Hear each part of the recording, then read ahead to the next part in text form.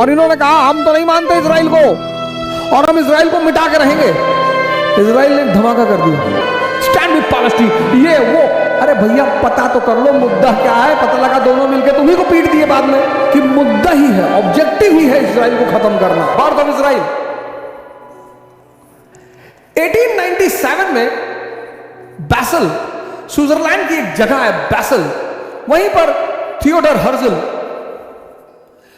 Herzl ने एक organisation बनाई, World Zionist Organisation. World Zionist Organisation, Zion का मतलब वो विचारधारा जो पैलेस्टीन को ज्यूइश होमलैंड मानती है। जियोन, वर्ल्ड जियोनिस्ट ऑर्गेनाइजेशन बनाई गई और इस वर्ल्ड जियोनिस्ट ऑर्गेनाइजेशन ने कहा कि पैलेस्टीन जो है, Palestine is the national homeland of Jews. Palestine is the national homeland of Jews. 1897 में, साल देखिए, ईयर देखिए 97, बेल्फोर डिक्लेरेशन। 1917 में Balfour declaration, Arthur Balfour foreign minister of Britain says कि yes Palestine is the homeland of Jews. तो 1933 में आप देखोगे हिटलर ने होलोकॉस्ट शुरू किया और जब हिटलर ने होलोकॉस्ट शुरू किया तो फिर ज्यूज का प्रभाव, अब जाए कहां, एक ही जगह थी, सब पैलेस्टीन भागना शुरू कर दी, ऑफिशियली भागना शुरू कर दी। अब जब यहूदियों की संख्या आधी हो गई, आधे अरब आधे यहूदी, फिर तो मामला एकदम बिगड़ गया, फिर तो तनाव बैठ गया, फिर झगड़ा शुरू होने लगा। दो विरोधी पड़ोसी कितने दिन साथ में रहेंगे, तनाव बैठ गया, हिंसा बैठ गई, ब्रिटेन को मिलिट्री कार्रवाई करनी पड़ी, 3000 अरब मारे गए। 1936 में जब मामला और बढ़ा तो फिर 1936 में पील कमीशन की नियुक्ति हुई, पील कमीशन। और पील कमीशन ने यह निर्णय लिया, ब्रिटेन ने पील कमीशन की नियुक्ति की और पील कमीशन ने यह निर्णय लिया कि पैलेस्टीन को दो भाग में बांट दिया, 2 पार्ट्स, एक पार्ट ज्यू पैलेस्टीन और एक पार्ट अरब पैलेस्टीन। जब दूसरा वर्ल्ड वॉर खत्म हुआ 1945 में, तो बड़े सारे यहूदी बहुत जगह रेफ्यूजी बन के रह रहे थे। 1945 में अमेरिका ने ऑफिशियली 1 लाख ज्यूज को पैलेस्टीन भेजा। यह हुआ कि भाई फिर से इजराइल, फिर वही फार्मूला आया कि 2 पार्ट में बांट दो, ज्यू पैलेस्टीन अरब पैलेस्टीन। इस बार यहूदियों ने मना कर दिया कि हम तो ना मानेंगे, तो बोले ना मानोगे। तो 1947 में ब्रिटेन यूएन के हाथ में मामले को सौंप कर बाहर चले, भैया हम ना समझ, हम जा रहे। ब्रिटेन बाहर चला गया। 1948 में डेविड गुरियन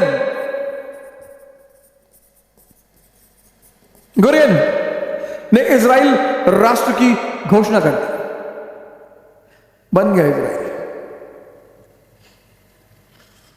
और अब पूर्वी पश्चिम में एक और आदमी आ गया, कौन? United states of America. 1948 में इजराइल का जन्म हुआ और यहीं से शुरू हुआ इजराइल अरब विवाद। और 1948 में ही पहला वॉर भी हो गया, अरब मुल्कों ने करा, लेकिन इजराइल ने भयंकर प्रतिवाद किया और यह मैसेज दिया अरब वर्ल्ड को कि नहीं बेटा, इतने हल्के में मत लेना, हम 2 विटामिन लिए हैं पिछले 500 साल से। इजराइल किसका? यहूदियों का, ज्यूज। और इन लोगों ने 2 विटामिन की गोली ले रखी थी, जबरदस्त विटामिन वाली, जो आज तक इनकी ताकत है। और यह बात अरबों को समझ में नहीं आ रही है, मुसलमान तो मैं नहीं कहूंगा, अरबों को। किसी की, जैसे रावण को तुम कितना भी मारो, रावण को तुम कितना भी मारो, अगर नाभि पर नहीं मारोगे तब वो नहीं मरेगा। जब तक तुम रावण की नाभि में अमृत है ये नहीं जानोगे, तब तक तुम रावण को नहीं मार पाओगे। इजराइल 2 विटामिन की गोलियां लेता है, 2। अरबों को उसे लेना पड़ेगा। पता कौन सी विटामिन? पहला विटामिन है कैपिटलिज्म।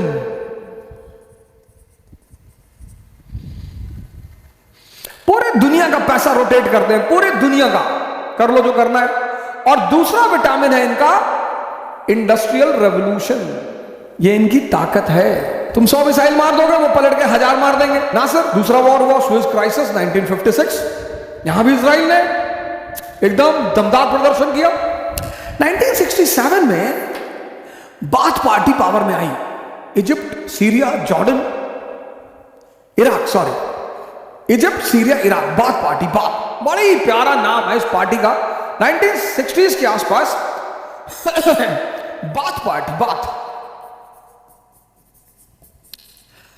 बाथ पार्टी, इनकी फिलॉसफी है resurrection.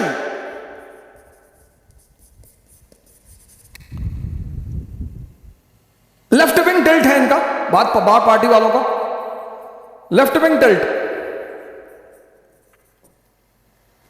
Egypt, Syria, Iraq, Egypt, Syria, Iraq, resurrection से अल्लाह ने प्रॉमिस किया है ना कि हम कयामत के दिन फैसला करेंगे। इन्होंने कहा अब हम फैसला करेंगे। और 1967 वो समय है, कनेक्ट करिएगा, 1967 वो समय है जब अंकल सैम गब्बर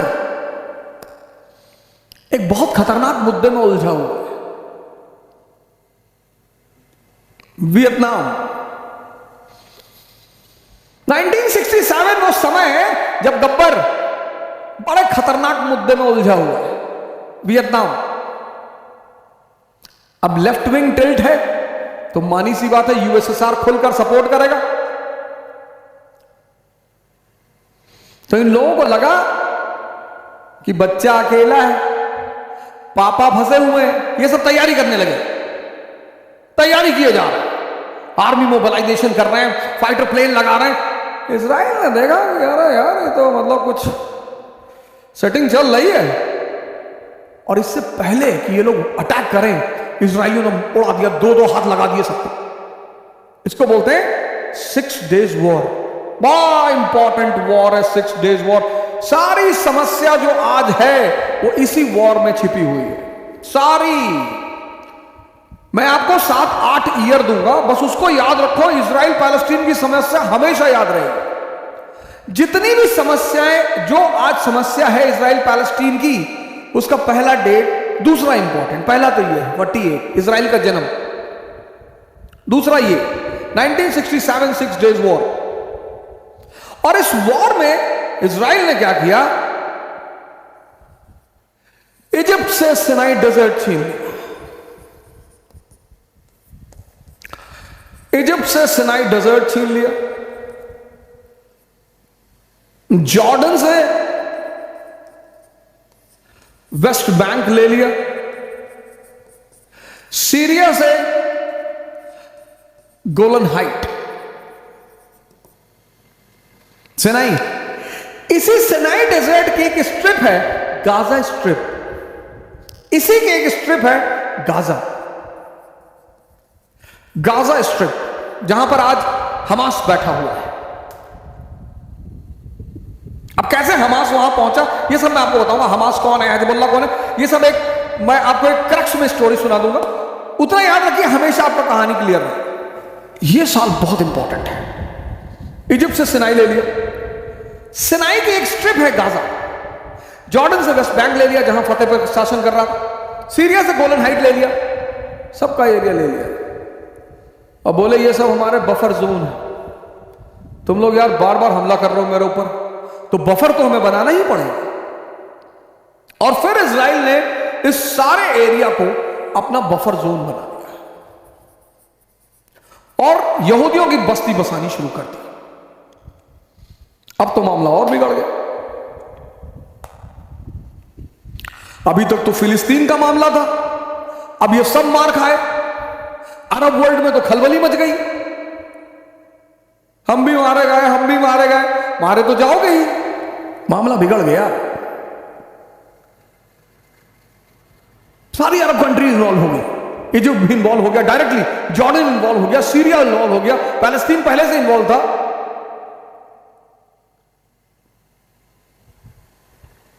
पीएलओ ने अरब देशों पे दबाव बनाना शुरू किया। बड़ा जबरदस्त ऑर्गेनाइजेशन रहा पीएलओ,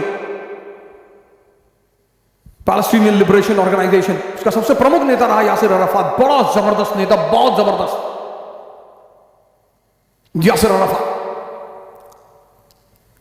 पीएलपी, इसने टेररिस्ट अटैक शुरू कर दिया इसराइल में, मामला बिगड़ता चला गया। 1970 में नासिर की डेथ हो गई, अनवर सादत नया प्रेसिडेंट बन गया इजिप्ट का। उसको एहसास हो गया था कि अब भैया अब इसराइल का खत्म होना मुश्किल है, अब ना खत्म होगा। तो जब ये बात एहसास हो गई कि अब इसराइल को खत्म करना मुश्किल है, तो दर्शन तो बदलना ही था। सादत सोच रहा था कि अमेरिका मीडिएट कर दे, अमेरिका मीडिएशन के लिए तैयार नहीं था। वो बेचारा खुद ही एक मुसीबत से बाहर निकला था, वियतनाम क्राइसिस से। तो बोले यार मीडिएशन कराने का एक ही रास्ता है, हमला कर दो इसराइल पे। तो 1973 का चौथा वॉर, यम किप्पुर, 1973 यम किप्पुर। और जैसा सादत ने कैलकुलेट किया था कि वॉर होगा, यम किप्पुर इनका एक फेस्टिवल है यहूदियों का, जिसमें वो माफी वाफी मांगते हैं, क्षमा करते हैं, पेनेंस करते हैं, और फेस्टिवल के दिन अटैक कर दिया। इन्होंने सोचा कि ये लोग त्योहार मना रहे होंगे, हम अपना काम निकाल लेंगे। लेकिन जितने जिंदा दिमाग के लोग होते हैं ना, वो कभी बेहोश नहीं होते, वो हमेशा अलर्ट रहते हैं, हमेशा हमेशा। फिर अरब वर्ल्ड को ऑफ गार्ड होना पड़ा। लेकिन अब माहौल बदल रहा था, अब माहौल बहुत बदल रहा था। अब अरब लोगों को भी लग गया था कि नहीं यार समझौता कर लो यार, कितना लड़ोगे यार। इसराइल को भी लग रहा था, अरब वर्ल्ड ने इस वॉर के बाद ऑयल सप्लाई रोक दी, पूरी दुनिया में हाहाकार मच गया। इंडिया में जेपी मूवमेंट शुरू हो गया, इंदिरा गांधी को संकट से निपटने के लिए इमरजेंसी लगानी पड़ी, पूरी दुनिया पे इसका असर पड़ा। तो दोनों पार्टी को लगा कि भैया देखो ऐसा है, बहुत नुकसान हो रहा है आदमी का, हथियार का, पैसा का, और रिजल्ट कुछ निकल नहीं रहा। तो भैया आप समझौता कर लो। भैया सादत भी इस मूड में था, अनवर सादत भी इस मूड में था कि भैया समझौता कर। इजरायली भी एक वर्ग इस मूड में आ गया कि भैया समझौता कर, लड़ाई से कोई फायदा है नहीं।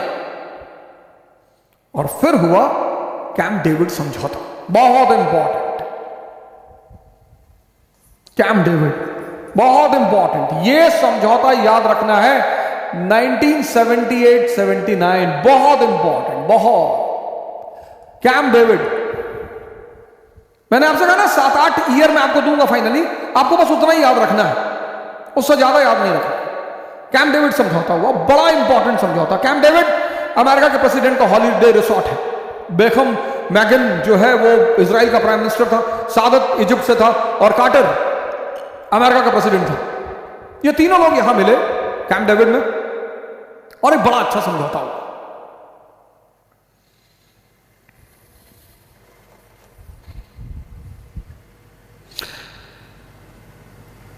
End of war between Israel and Egypt. Egypt और इजराइल के बीच अब युद्ध नहीं हो। अब इजिप्ट इजराइल पर हमला नहीं करे, पहला प्रोविजन। बड़ी अच्छी बात है कि इजिप्ट इजराइल पर अब हमला नहीं करेगा, ठीक है। अब जब इजिप्ट इजराइल पर हमला नहीं करेगा, तो इजराइल इजिप्ट को सिनाई डेजर्ट वापस कर देगा। तो फिर इजिप्ट ना तो अटैक करेगा, इजिप्ट अब इजराइल पे अटैक भी नहीं करेगा, और ऑयल भी सप्लाई करेगा। इजिप्ट अब इजराइल को ऑयल भी सप्लाई करेगा।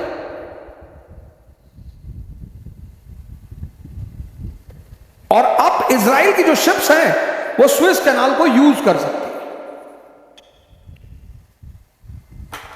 ये तो मसला हुआ इजराइल और इजिप्ट का।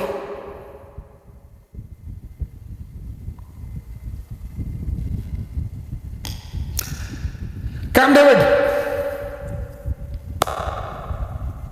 समझौता हुआ।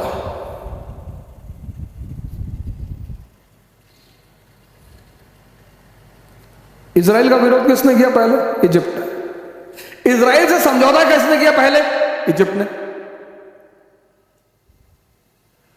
लेकिन अरबों का एक समूह है जो इस बात को मानता है कि ना, हम किसी भी कीमत पर इजराइल को खत्म करेंगे।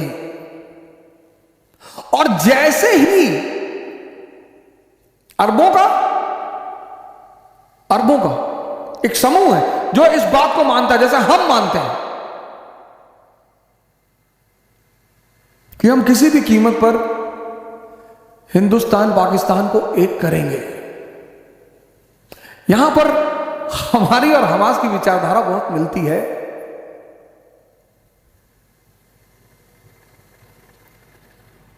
अब समझौता तो हो गया, लेकिन अरबों का एक समूह इस समझौते को मानने को तैयार है। उसने कहा नो, नहीं। और यहीं पर इसी पृष्ठभूमि में हमास का जन्म हुआ। 1982-83 हमास सुन्नी organisation, anti Zionist, anti Semitic, anti Zionist, यही इनका प्रियम्बल है, एंटी सेमेटिक। हमास ये वो गुट है जिसने कहा ना, हम तो मानते ही नहीं, हम भी नहीं मानते, बस यहीं पर हमारा इनका मेल खाता है। यही एक चीज हमारी इनकी मिलती है कि वो भी हमारी ही जमीन है, लाहौर, पेशावर। हमने आज तक पाकिस्तान को अलग मुल्क माना ही नहीं। हमारे बड़े सारे मित्र वहां रहते हैं, हम तो उनसे कहते हैं हमें बुलाओ यूरोपीय इतिहास पढ़ाने के लिए।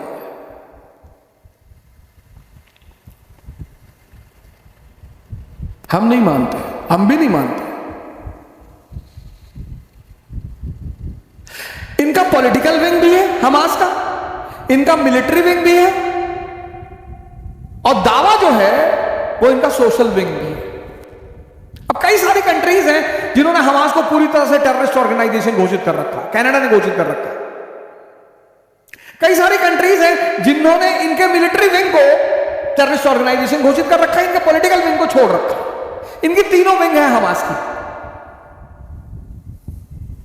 इनकी मिलिट्री विंग भी है, इनकी पॉलिटिकल विंग है। पॉलिटिकल विंग ही शासन कर रही 2006 से, मैं अभी आगे आपको बताऊंगा। एक तरफ हमास पैदा हुआ सुन्नी ऑर्गेनाइजेशन, दूसरी तरफ हिजबुल्लाह, ये लेबनान बैक्ड शिया ऑर्गेनाइजेशन।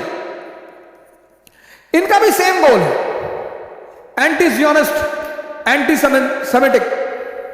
किसी भी कीमत पर इजराइल को खत्म करेंगे, ना कर पाओगे। मैंने कहा ना, तुमको पता ही नहीं रावण को कहां मारना है। ताकत से ना मार पाओगे, मार ही नहीं पाओगे।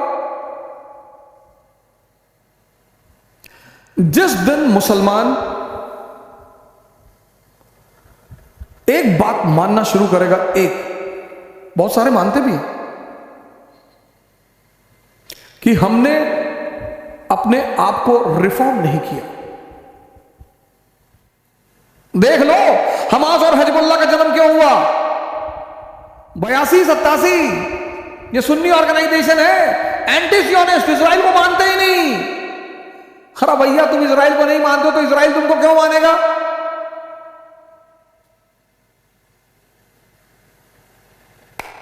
और 1980 में इजराइल ने एक धमाका कर दिया।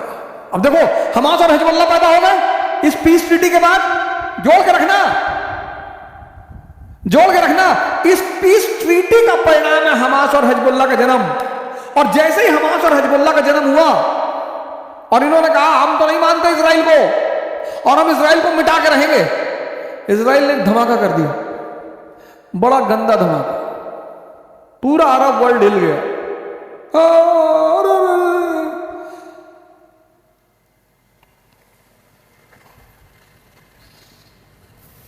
तो रिफॉर्म करना पड़ेगा, तुमको बदलना पड़ेगा अपने आप को।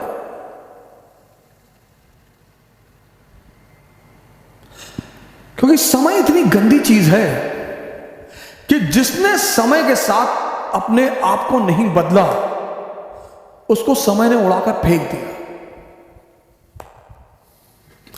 इस देश के 95% मुसलमानों को नहीं पता होगा, 95% सेव पैलेस्टीन, सेव पैलेस्टीन। अबे सेव पैलेस्टीन तो ठीक है, लेकिन ऐसी कौन सी घटना घट गई 1980 में कि पूरा अरब वर्ल्ड हिल गया, हमास और हिजबुल्लाह भी हिल गए? और वो घटना थी, यही मैं कहता हूं, इस देश के हिंदुओं से भी, इस देश के मुसलमानों से भी, बेगानी शादी में अब्दुल्ला दीवाना कूद रहे हैं। फर्जी किसकी शादी है? चाचा की? नहीं नहीं। अच्छा फुप्पी की शादी? नहीं, पता नहीं किसकी शादी। ये इस देश की बहुसंख्यक लोगों का हाल है, पता ही नहीं किसकी शादी है, नाच रहा स्टैंड विद पैलेस्टीन, ये वो। अरे भैया पता तो कर लो मुद्दा क्या है, पता लगा दोनों मिलकर तुम्ही को पीट दिए बाद में। 1920 में हिंदुस्तान का एक वर्ग मुसलमान कूद रहा था, हम टर्की के साथ, हम टर्की के साथ, हम खिलाफत के साथ, खिलाफत के साथ। गांधी जी ने कहा हम भी हैं। बाद में कमाल पाशा ने खिलाफत को उठाकर फेंक दिया। हिंदुस्तान के मुसलमान कहा भैया अली ब्रदर, वो खिलाफत, बोले पता नहीं खिलाफत, हम तो पेशावर में थे, हमें पता ही नहीं क्या हुआ। पहले समझो, जानो, फिर छटको या कूदो। छटको इज अ टिपिकल अवधि वर्ड, हमारे पूर्वांचल में बहुत छटक रहा है। छटको मत, सुनो, समझो, जानो।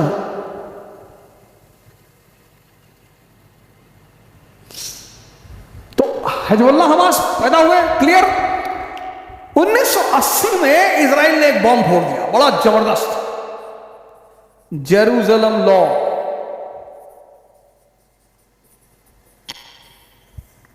बड़ी डेंजरस घटना, Jerusalem law. Jerusalem complete and unified, पूरी लाइन लिख लेना। Jerusalem complete and unified will be the capital of Israel. पूर्ण और एकाकृत जेरूसलम इजराइल की राजधानी होगा। अरे बाप रे, इजराइल की राजधानी? हाँ, हाँ।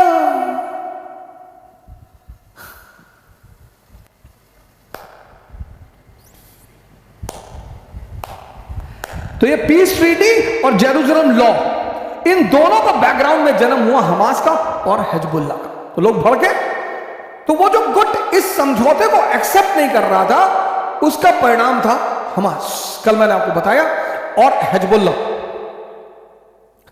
हमास सुन्नी ऑर्गेनाइजेशन और हिजबुल्लाह शी ऑर्गेनाइजेशन।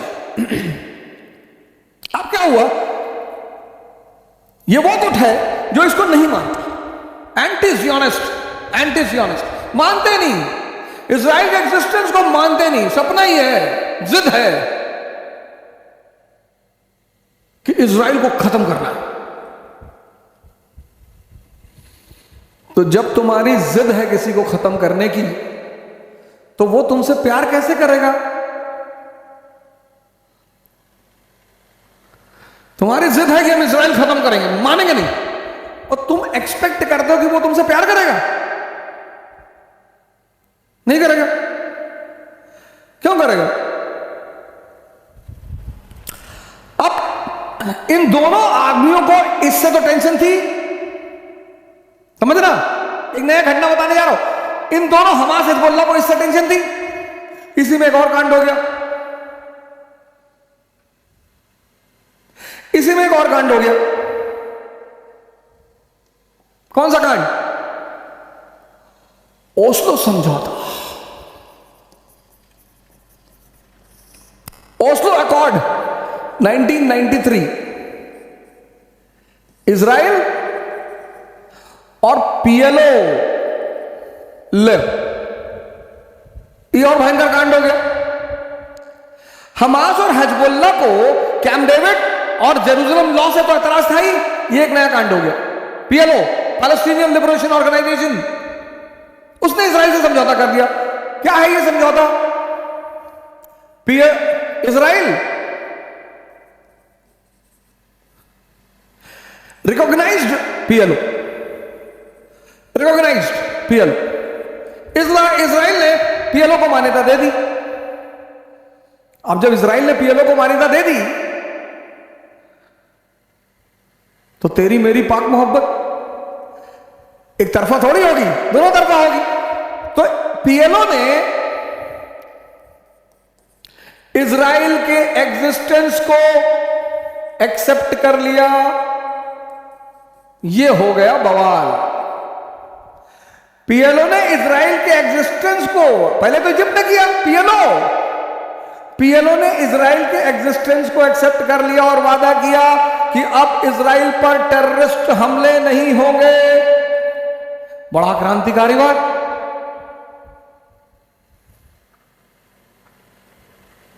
तीसरी बात, Palestinians will be given self-rule where West Bank और गाजा, इन दो जगह पे उन्हें सेल्फ रूल दिया जाएगा और इजराइल धीरे धीरे अपनी आर्मी को सिनाई से हटा लेगा। धीरे धीरे अपनी आर्मी को सिनाई डेजर्ट जो इजिप्ट का है वहां से हटा लेगा। हो गया हंगामा।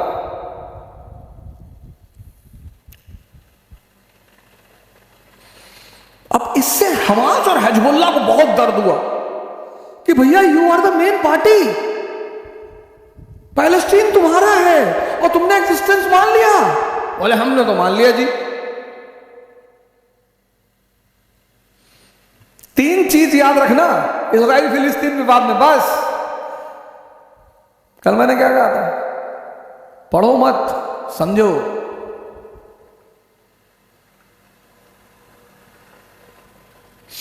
लेकिन इस समझौते की में कुछ चीजों पर डिस्कशन नहीं हुआ। वो कौन सी चीजें हैं कि जेरूसलम किसका,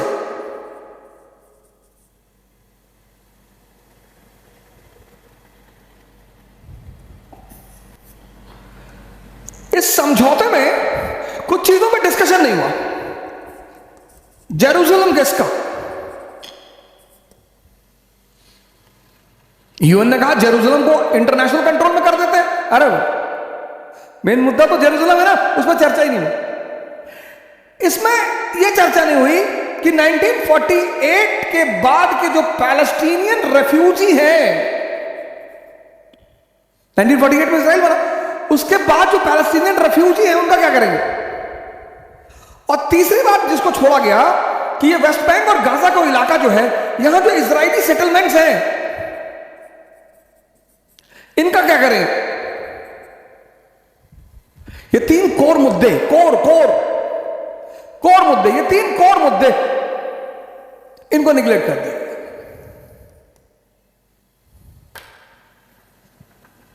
ये तीन कोर मुद्दों को निगलेक्ट कर दिया। जेरूसलम किसका मेन मुद्दा, 1948 के बाद जो पैलेस्टीनियन रेफ्यूजी हैं उनका क्या होगा, और वेस्ट बैंक और गाजा का जो इलाका है वहां जो इजरायली सेटलमेंट है वो क्या करेंगे? इनको छोड़ दिया। 1996 में इलेक्शन हुआ, पैलेस्टीनियों की सरकार बनी, धूम धड़ाका नाच गाना शुरू हो गया और मामला चलता रहा।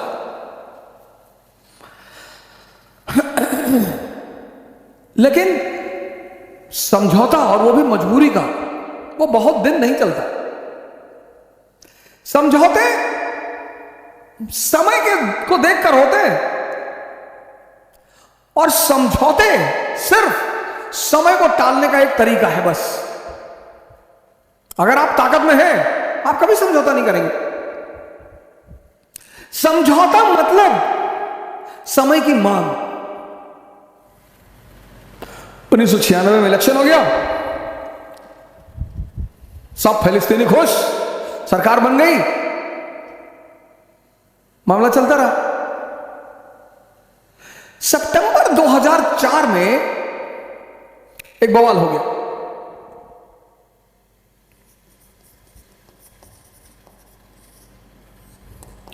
एरियल शरॉन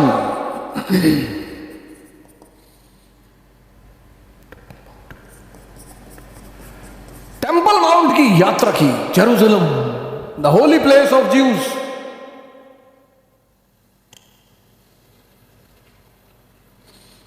और जब एरियल शरॉन ने टेंपल माउंट की यात्रा की, अरे फिर तो मामला भड़क गया। जेरूसलम को लेकर अरब और मुसलमान समझौता करने को तैयार नहीं। वो भी तैयार नहीं है जो राय देते थे कि अयोध्या में अस्पताल बनवा दो। भाई ये चीज तो वहां भी हो सकती है ना, वहां भी ये सब बनवा दो, खत्म हो जाए बवाल हमेशा के लिए। लेकिन कुछ चीजें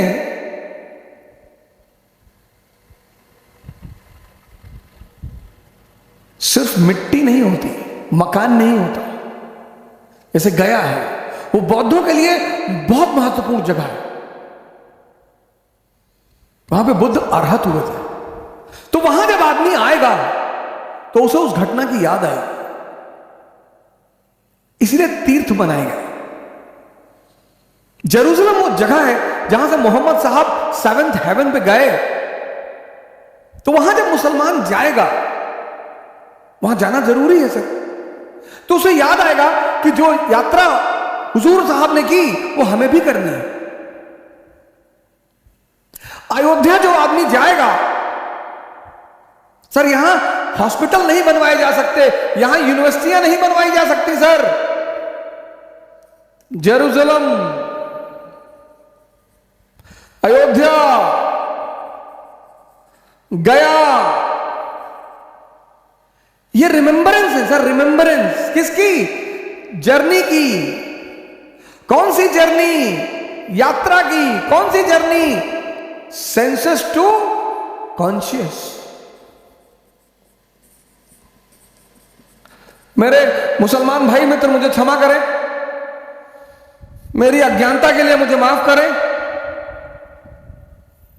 बड़े सारे मेरे मुसलमान भाई मुझे बाद में मैसेज करते हैं कि सर वो सेंसेस से कॉन्शियस की यात्रा नहीं, वो गए हैं सातवें आसमान पे। जी गए हैं, तो वो मैं उसके लिए क्षमा प्रार्थी हूं। लेकिन बाकी दो लोग, ये राम की यात्रा है। प्रभु राम, लॉर्ड राम, लॉर्ड बुद्धा,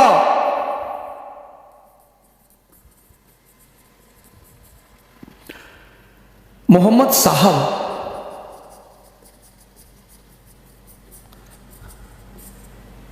ये जगह मामूली जगह नहीं है सर। बड़े सारे जो अरिस्टोटल के पापा लोग हैं ना, सोक्रेट्स के चाचा, हाँ अस्पताल बनवा दो, यहाँ जो है वो मंदिर यूनिवर्सिटी बनवा दो। नहीं नहीं सर, ऐसे कैसे बनवा दोगे? और जब एक जगह बनवा रहे हो तो हर जगह बनवा दो, उस पर तुम भड़क जाओगे। मैं तो बिल्कुल खिलाफ हूं, बनवाना ही नहीं। ये जगह इतनी इंपॉर्टेंट है sir, they are the message of journey of human upliftment.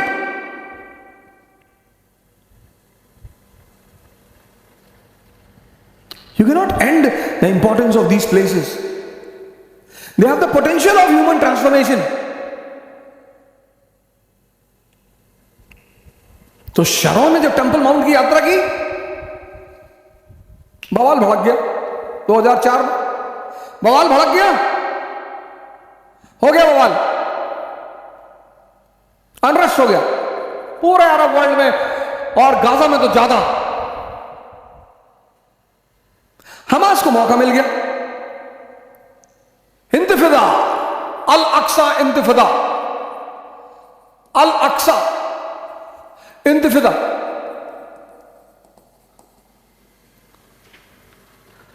Hamas को मौका मिल गया पोलराइजेशन करने का, कि देखा देखा, यही हम कह रहे थे, इजराइल को मान्यता मत दो, ये धीरे धीरे हमारे धार्मिक स्थलों पे कब्जा कर लेगा, ये जेरूसलम पे कब्जा कर लेगा, मक्का मदीना पे कब्जा कर लेगा। ये इस्लाम को मिटाना चाहता है। किसी की औकात नहीं सर जो इस्लाम को मिटा दे।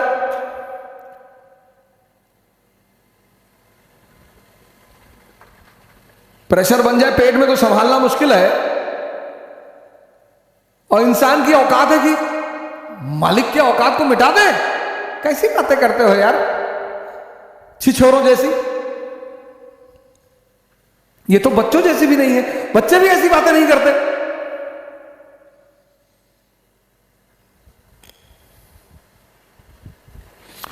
और 2006 में हमास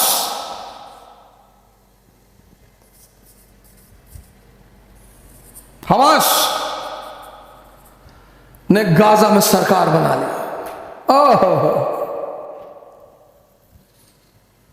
और हमास तो एंटी जियोनिस्ट पार्टी है कि सब की मुद्दा ही है, ऑब्जेक्टिव ही है इजराइल को खत्म करना।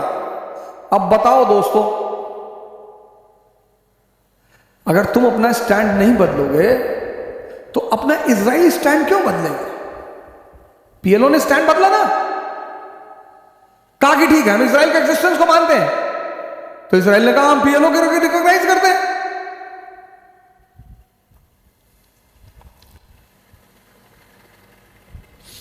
ये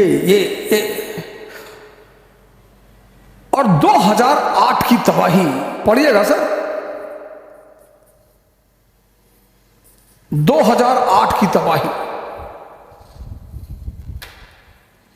फतेह का शासन हुआ वेस्ट बैंक में और गाजा आ गई, गाजा में आ गया हमास।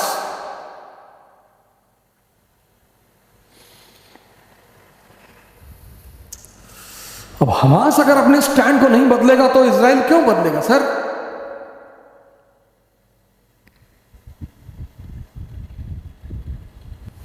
इतनी तबाही हुई, इतनी तबाही, दुनिया के बड़े सारे मुल्कों ने इजराइल की निंदा की।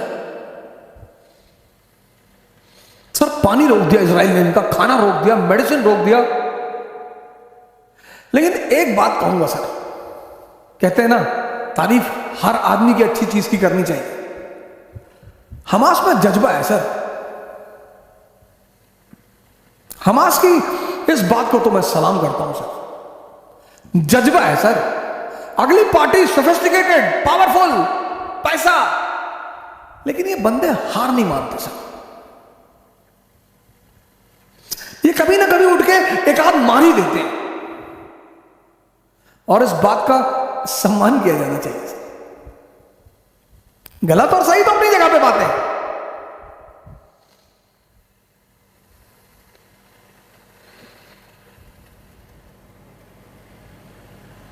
और फिर अलेक्सा का मुद्दा उठ गया 2021 में, फिर भड़क उठा गाजा, फिर गाजा को भड़कना ही था, क्योंकि हमास की जो सरकार है वो मानती नहीं इजराइल को, ना इजराइल को मानती है, ना एंटी सेमेटिज्म को मानती है, ना तो सेमेटिज्म को मानती है, एंटी जियोनिस्ट है, एंटी सेमेटिक है, जेरूसलम अपना मानती है।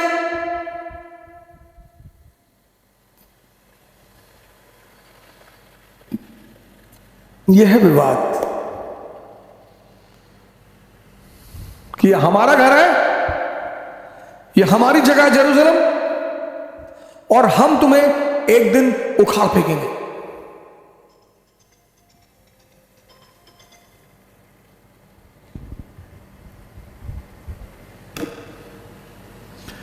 अब ये कहानी कहां जाकर रुकेगी ये तो उसको ही मालूम है सर। अब इसका सॉल्यूशन यही है कि हमास को अपना स्टैंड बदलना पड़ेगा, हमास को अपना स्टैंड बदलना पड़ेगा, क्योंकि बहुत सारी अरब कंट्रीज तो अब इजराइल के साथ अपना रिश्ता बना लिए सर। बहरीन, यूएई, टर्की और ईरान के बल पर कितना लड़ोगे सर? अब तो बहुसंख्यक अरब कंट्रीज इजराइल का एग्जिस्टेंस मान